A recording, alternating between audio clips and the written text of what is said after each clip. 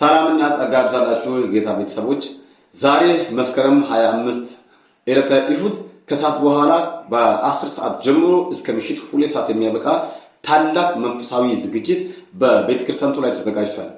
ዛሬ በዚህ በከሰዓት በኋላ ፕሮግራም ለእያንዳንዱ ሰው እጅ በመጫን የምንጸልይ ሲሆን ተጋባዥ ዘማሪያንና ተጋባዥ እንግዳዎች አንድ ላይ በመሆን እግዚአብሔርን የምናመልክ ይሆናል።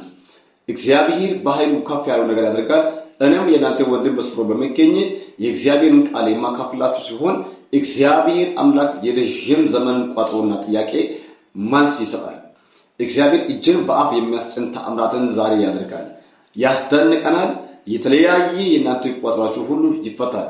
ረቅ ብላችሁ የምትገኙ ከወዲሁ ተዘጋጁ። ከታች በኩል ባለው ቁጥሮቻችን በመደወል ያለን ቦታ ውስን ስለሆነ ያለ ምንም መንገላታት ቦታ ተይዞላችሁ እንድጠብቅላችሁ በቢሮ ያሉ አገልጋዮችን እንድታገኙት ይሁን።